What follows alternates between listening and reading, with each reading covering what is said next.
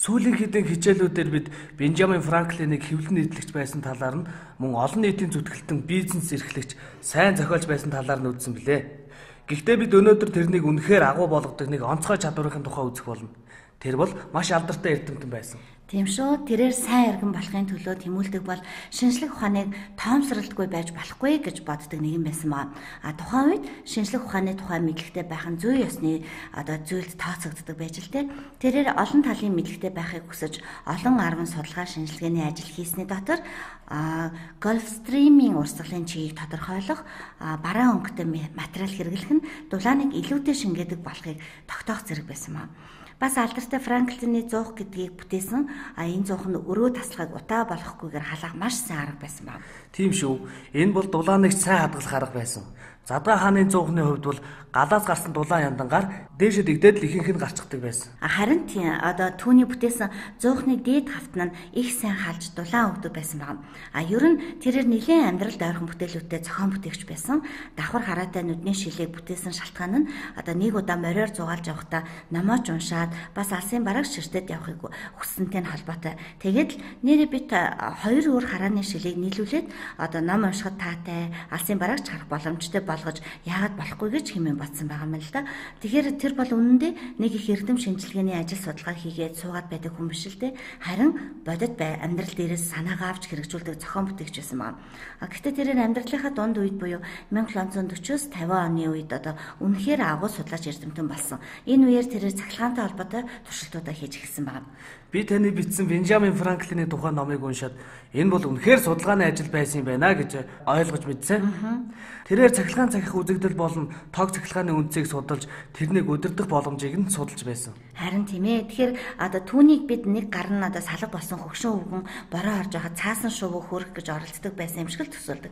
Гэвч түүний хийж байсан цахилгааны туршилтууд нь тухайн цаг үеийн хамгийн чухал шинжлэх ухааны туршилтуудын нэг байсан байна. Зөвхөн практик амьдралд хэрэглэгдэх талаасаа биш, бас онлын хувьд ч гэсэн чухал судалгаа байсан. Тэр үед хүмүүс статик цахилгааны тухай олж мэдээд байсан. Жишээлбэл хүмүүс шилний өөдсөөр ноосон цамцаа өргөл оч үсэрч цахилгаан чинь гих мэт зүйлийг л мэддэг бай. Тэгээд бас цахилгааны хоёр өөр зүйлээс бүрдэг гэж үздэг байсан байна л да. Түүндээ ч хоёр өөр нэр өгöd байсан. Тэгвэл Франклин энэ нь нэг зүйл бөгөөд магадгүй эрэг сөрөг нэмэх хасах гэсэн хоёр зүйлтэй байж болох юм аа. Мөн цахилгаан гүйдлийн талаар санааг төвшүүлсэн байна. Түүний цахилгааны талаарх судалгаагаа 1940-ад оны үед хүмүүст үзүүлэх сонирхолтой туршилт мэтээр эхэлсэн ч удахгүй дээрх зүйлсийг олж мэдээд энэ цахилгаан гэх зүйлийг наривчлан судлах болсон байна. Тийм ээ. Энэ бол тухайн үедээ бас томоохон асуудал байсан. Хүмүүс аян цахилгаан зохиулж амиа алдах нь бас их байлаа л да. Би нэг номноос уншсан инээдтэй зүйлийг санаж байна. Хэн бичснийг санахгүй байгаач зарим сүм хийдүүд нь аянганд их нэргүүлж байгаа нь бурхан тэднийг ивэхгүй байгаатай холбоотой гэж бичсэн байгаа.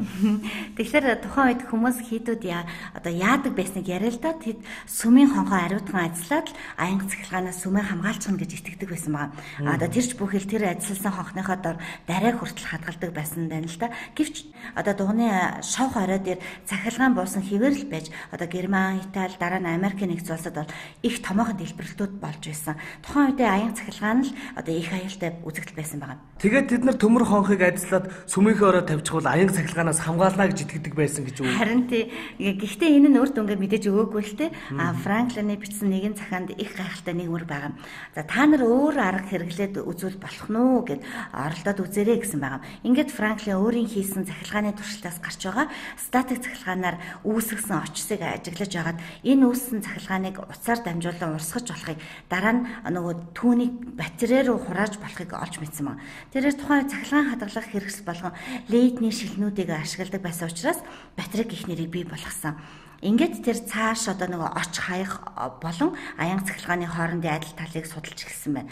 Тэр тэмдэглэлийн дэвтэр дээр нэг хүснэгт зурсан байдаг юм л да. Түүнийхээр бол оч дараах шинж чанаруудыг агуулна. Тэд хурдан, хол үсэрдэг, хөхрийн үнэр гаргадаг, бас унсан газараа бяцхан сэв үүсгэж болно. Гэтэл аян цахилгаан ч бас бараг адилхан.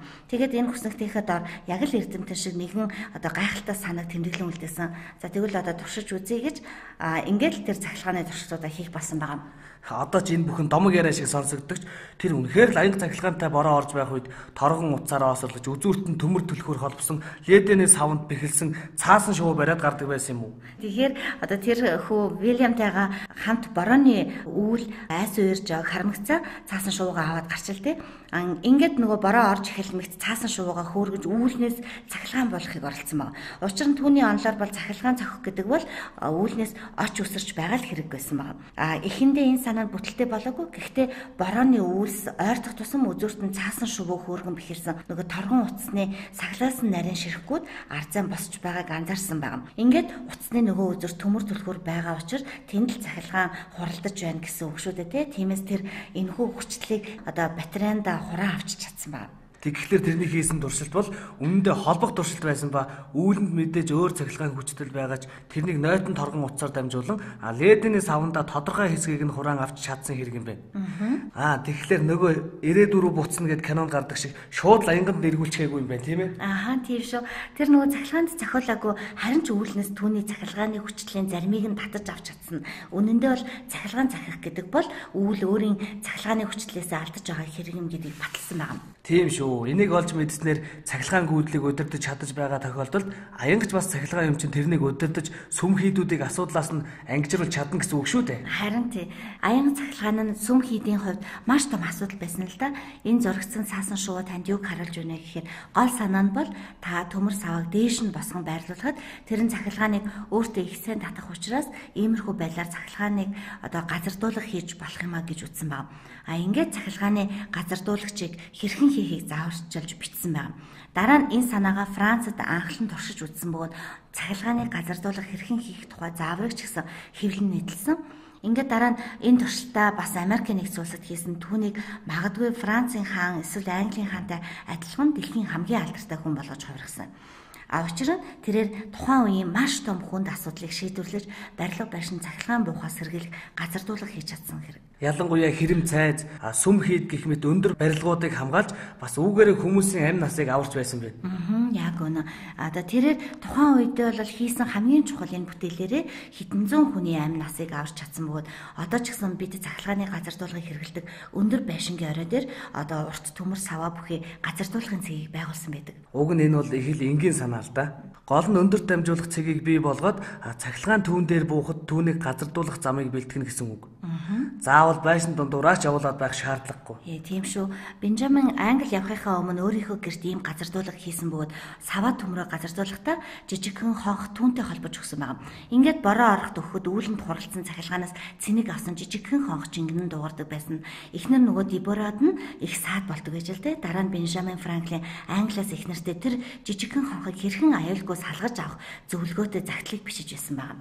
Гайхалтай.